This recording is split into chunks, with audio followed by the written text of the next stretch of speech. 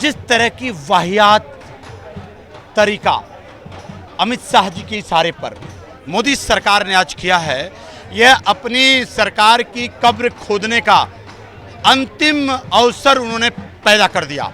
मैं आज आपको कहना चाहूँगा कि किसी भी परिस्थिति में देश का 100 करोड़ से ज़्यादा जो युवा है, 100 करोड़ से ज़्यादा युवा अब भारतीय जनता पार्टी, नरेंद्र मोदी, अमित शाह, इन सब के इस कुकृत्य को बर्दाश्त करने को तैयार नहीं है। आज मैं आपके चैनल ऐसे आज तक आज़ाद भारत में नहीं हुआ जो आज हुआ है।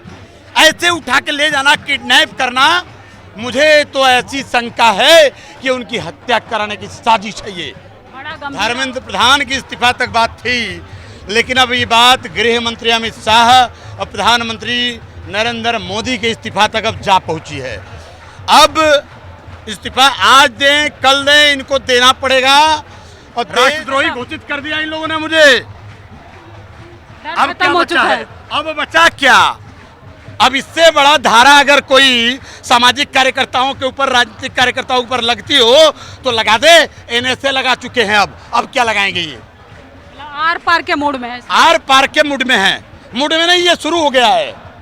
सुबह ये हालत नहीं थी, कल ये हालत नहीं थी। आप देख रहे हैं कई हजार लोग आज यूपी से सरदार सैनिक हजारों आए हैं। इस समय हम जंतर मंतर मौजूद हैं और आज भूख हड़ताल का 21वां दिन था, लेकिन आज सुबह 6 बजे आप इस स्टेज पर देख सकते हैं कि वहां से सोनम वांगचुक को जिस तरीके से पुलिस प्रशासन घसीट कर ले गई और वाइट चादर का इस्तेमाल किया, ये तमाम सवाल खड़े करता है इस देश की डेमोक्रेसी और लोकतंत्र पर। मेरे साथ खास मेहमान है सरदार सेना के अध्यक्ष RS पटेल। किसी परिचय के मोहताज नहीं है, बनारस से खुद चल कर आए हैं इस प्रोटेस्ट को समर्थन देने। उन्हीं से जानेंगे कि सरकार तो हटाने की तैयारी कर रही है और फिर भी लोगों का जो तांता है वो लगा हुआ है। सर क्या कहेंगे, आप इतनी दूर से आए हैं इस प्रोटेस्ट में? सैकड़ों की तादाद में बनारस से लोग चल के आए हैं। पूरे उत्तर प्रदेश से हजारों लोग, हमारे सरदार सेना के लोग यहाँ आए हैं। जनहित संकल्प पार्टी की तरफ से मैं समर्थन देने और इस आंदोलन को पूरे उत्तर प्रदेश के गांव-गांव पहुंचाने के लिए जिस तरह की वाहियात तरीका अमित शाह जी के इशारे पर मोदी सरकार ने आज किया है, यह अपनी सरकार की कब्र खोदने का अंतिम अवसर उन्होंने पैदा कर दिया। मैं आज आपको कहना चाहूँगा कि किसी भी परिस्थिति में देश का 100 करोड़ से ज़्यादा जो युवा है, 100 करोड़ से ज़्यादा युवा अब भारतीय जनता पार्टी, नरेंद्र मोदी, अमित शाह, इन सब के इस कुकृत्य को बर्दाश्त करने को तैयार नहीं है।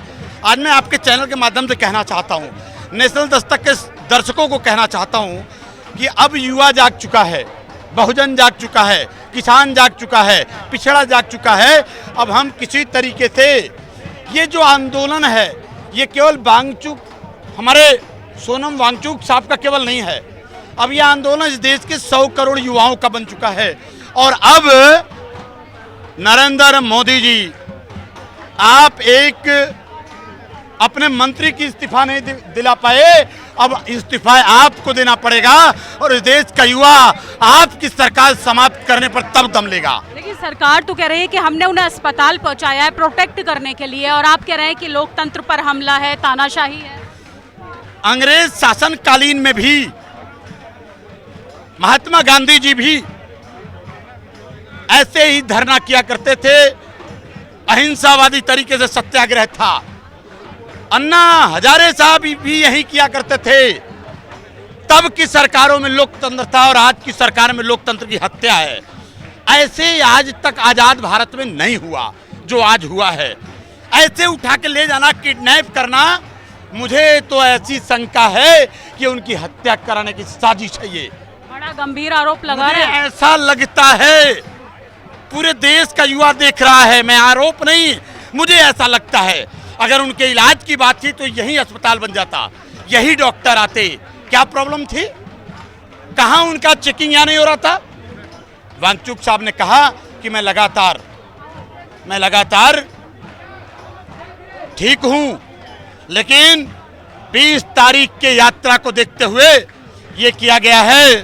और वांगचुक साहब की पत्नी जी ने आज कहा है, भाई दीपके जी हमारे बीच में हैं इधर, दीप के भी यहाँ मौजूद है, आप जी। देख सकते हैं कि किस तरीके जी से हाँ, और मैं उन पर भी बिल्कुल- इंक फेंका गया, इस पर क्या? अभी अभी फेंका मैंने देखा है, लेकिन ये युवा का जो युवा क्रांति है, ये हमारे युवा अब इस सरकार की तानाशाही को बर्दाश्त नहीं करेंगे।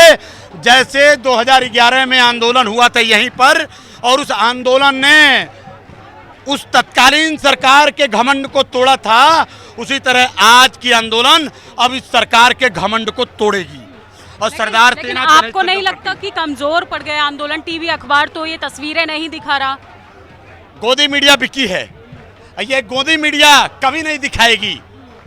आप हमारे मीडिया हो, आप बहुजन मीडिया हो, आप दिखाओगे और आपके दम पे ये सरकार बदलेगी। अब क्या अभिजीत दीप के बहुजन समाज से आते हैं, इसका उन्हें फायदा मिलेगा या नुकसान होगा? इस देश के बहुजन दलित पिछड़े समुदाय के 90% आबादी के समुदाय के लोग अब इस आंदोलन के साथी हैं और पूरी तरीके से सरकार के गुंडागर्दी के खिलाफ सब एकजुट हो रहे हैं।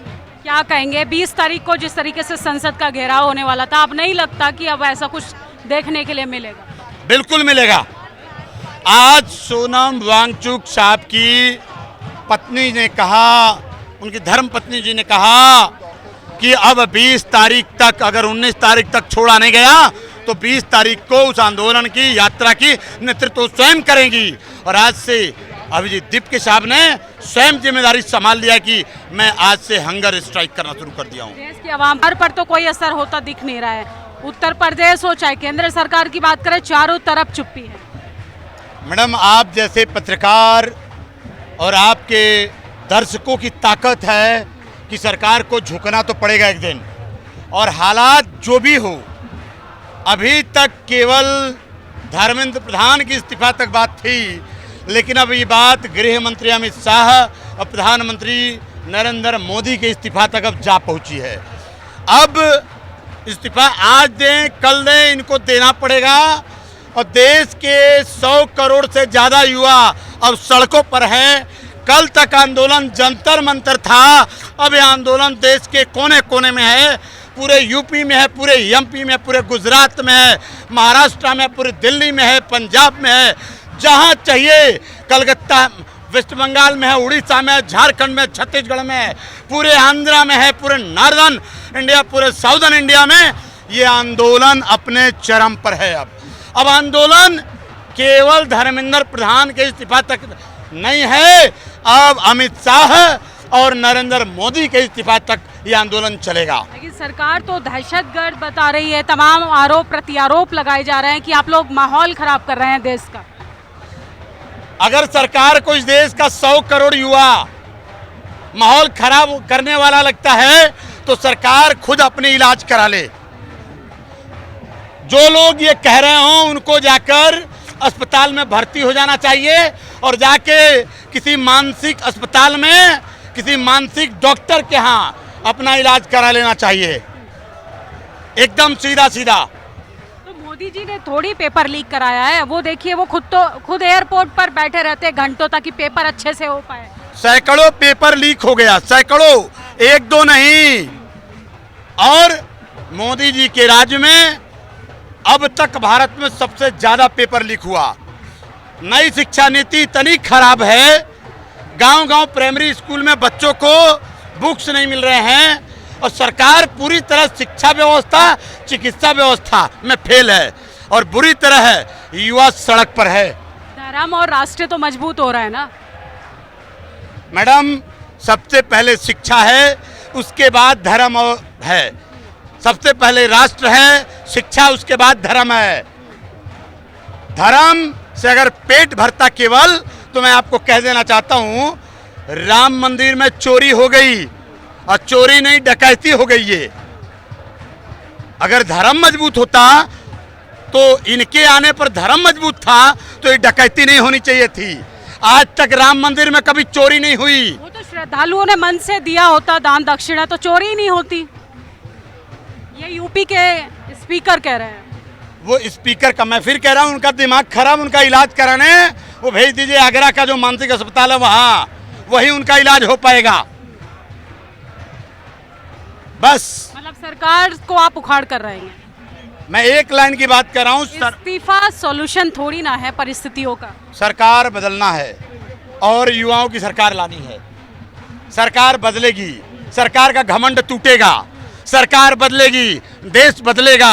एक बात आप युवाओं को आपके माध्यम से कह देना चाहता हूं, तवे पर रोटी अगर एक रोटी एक तरफ पड़ी रह जाए तो रोटी जलेगी कि नहीं जलेगी।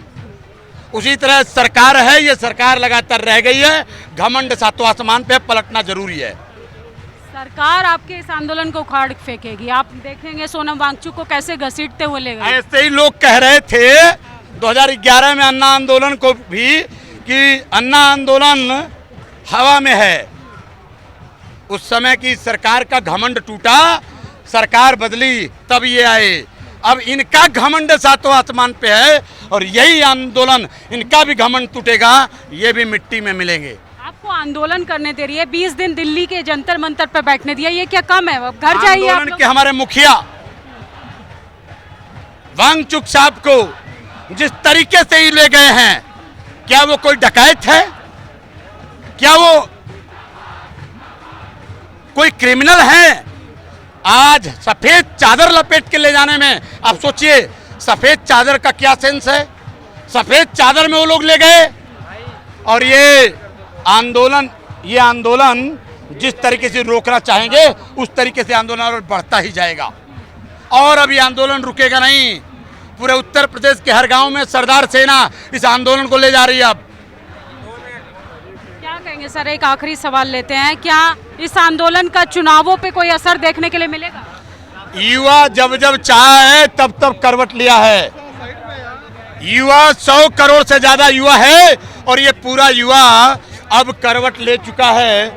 हमारा यही युवा कांग्रेस के भ्रष्टाचार के खिलाफ जो तमाम भ्रष्टाचार का झूठा आरोप भी लगाया था मोदी जी ने, तो उस मीडिया ने उस समय जो दिखाया था, यही युवा करवट लिया था तो भाजपा आई थी और आज यही युवा करवट लिया है तो अब भाजपा जाने वाली है। आप भी जल्दी जेल में नजर आएंगे, जो सरकार की आलोचना करेगा वो जेल जाएगा। कई बार जेल में जा चुका हूं, एनएसए की कार्रवाई योगी सरकार ने कर दी है, एनएसए लगा चुका है, जेल कर चुका हूं, राष्ट्रद्रोही घोषित कर दिया इन लोगों ने मुझे। अब क्या बचा है? अब बचा क्या? अब इससे बड़ा धारा अगर कोई सामाजिक कार्यकर्ताओं के ऊपर, राजनीतिक कार्यकर्ताओं के ऊपर लगती हो तो लगा दे। एनएसए लगा चुके हैं, अब क्या लगाएंगे? ये आर पार के मूड में है। आर पार के मूड में है। मूड में नहीं, ये शुरू हो गया है। सुबह ये हालत नहीं थी, कल ये हालत नहीं थी। आप देख रहे हैं कई हजार लोग, आज यूपी से सरदार सैनिक हजारों आए हैं, हजारों सरदार सैनिक यूपी से आए हैं और ये कल परसों में लाखों लोग इसी दिल्ली में हम आ रहे हैं, लाखों लोग। मतलब संसद घेराव होगा ही होगा। वो रुकने वाला नहीं है, अब नहीं रुकेगा। अब यह केवल आंदोलन केवल अब वांगचुक साहब का नहीं रह गया। तो सरकार की पुलिस भी तैयार है, सरकार का डंडा भी तैयार है, सरकार का बैरिकेड भी तैयार है। हम जेल जाने को भी तैयार हैं और जेल के साथ अब ये देख लेंगे कि इनकी जेल कितनी है। ये लाखों युवा, 100 करोड़ युवा जेल जाने को तैयार हैं, 100 करोड़ युवा। तो ये थे सरदार सेना के प्रमुख। 100 करोड़ युवा जो है जेल जाने के लिए तैयार है, ये अध्यक्ष जी का कहना है। सोचिए जितनी भीड़ आप आज देख रहे हैं, मुझे लगता है 20 दिन में इतना कभी भीड़ नहीं जुटी थी। युवा जो है सोनम वांगचुक की डिटेन करने के बाद जिस तरीके से उनको ले जाया गया, असल में वो सवाल खड़ा करता है कि जिम्मेदार तरीके से अकाउंटेबिलिटी लेने के बजाय सरकार अपना रूखा रवैया अपना कर छात्रों को, शिक्षकों को, इस देश के तमाम बोलने वाली आवाज़ों को दबाना चाहती है। बाकी आप लोग अपनी प्रतिक्रिया ज़रूर दीजिए। शुक्रिया। नेशनल दस्तक की आपसे गुजारिश है कि अगर इसको बचाना चाहते हैं तो नेशनल दस्तक को सब्सक्राइब करने के लिए रेड कलर के सब्सक्राइब बटन को दबाएं, फिर बेल आइकन की घंटी दबाएं। नेशनल दस्तक को बचाने के लिए बहुत जरूरी है कि हर खबर को शेयर करें, लाइक करें, कमेंट जरूर करें।